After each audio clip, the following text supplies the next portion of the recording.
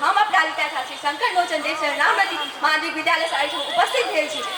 उपस्थित भेल नाथ मंडल जी, प्रमुख अतिथि जी, गुरुवर्ग तथा सभापति जी तथा संपूर्ण महानुभाव हमारे साथी भाई बहन सबके हाथ तरफ से सादर प्रणाम। आज जानकी मंदिर के प्रांगण में होगा जा मीठा वक्तृत्व कला प्रतियोगिता जकर शीर्षक हमर संस्कृति हमर पहचान पर हम अपन मंतव्य राख के लिए लगी हम अपना के बहुते भाग्यशाली ठानी छी। एहन मौका सबके नहीं भेटे छै, हमरा भेटल छै हम के सदुपयोग करे के पूरा कोशिश करब।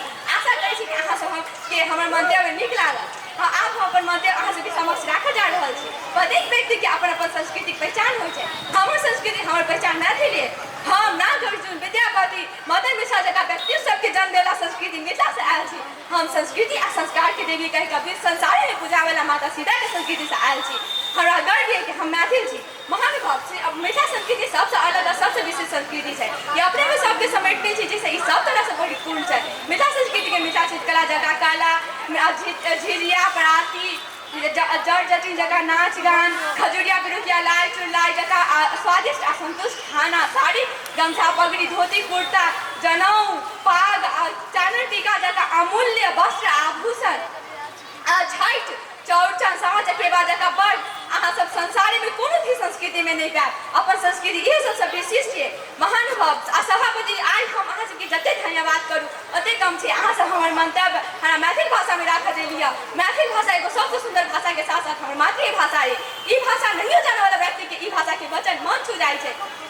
निर्णायक मंडल जी आज तक अहाँ सबके सुनने छी कि कोनो भी भाषा में अपन घर के बड़का सदस्य जेना सास ससुर भैंसुर अपन घर के बहू लक्ष्मी के आप कह के बजे नहीं हेतै पक्के नहीं सुनने हैं, लेकिन अपन संस्कृति में अहाँ कहे तो जरूर सुनने हैं।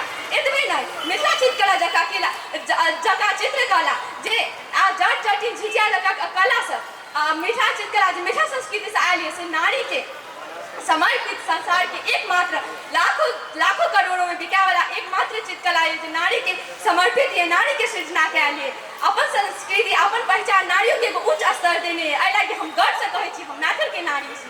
महानुभाव मिथिला संस्कृति के हम 5 मिनट में अहाँ के सबके कथी वर्णन करूँ। आई के वर्णन करला तो 5 जन कम है। आई के प्रशंसा कऽ के हमरा आई बहुते नीक लागल, लेकिन कुछ बात ये अब हमरा बहुते दुख पहुँचाबैया कि अपन सबके मिथिला संस्कृति लोप भेल जा रहा है। अपन सबके मिथिला संस्कृति जेना पैर छू के गोड़ लागल के भोज भात में नीचा में खा के जनऊ पाग खराम चानन टीका आदि के धारण कर के सब लोप भेल जा रहा है। आई संदर्भ में हम एगो छोटा कविता प्रस्तुत कर चाहे छी, कृपया ध्यान दे सुन दे।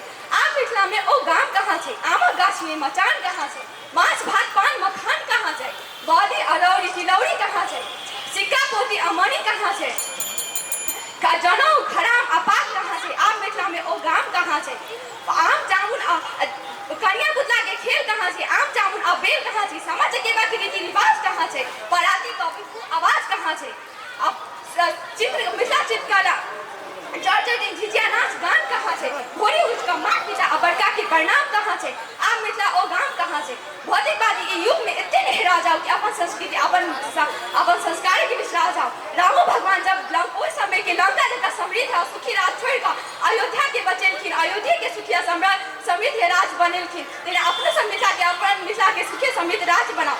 ये अपन सबके मिथिला कौन भगवान के आशीष सब बचा रही है, कौन भगवान के आशीष अपन सबके मिथिला पर नहीं है। अपना सब समय बदलाव के दोसर नाम है।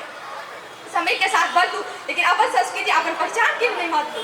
अपन सबके संस्कृति माता सीता के देल तो मरोहर है। आई के बचाव के आगाड़ी बढ़ावो के छै।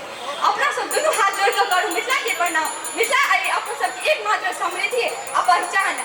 आई के हमर मंदिर से ककरो भी ठेस पहुँचे था तो हमरा ना समझ विराट के माफ कर दे।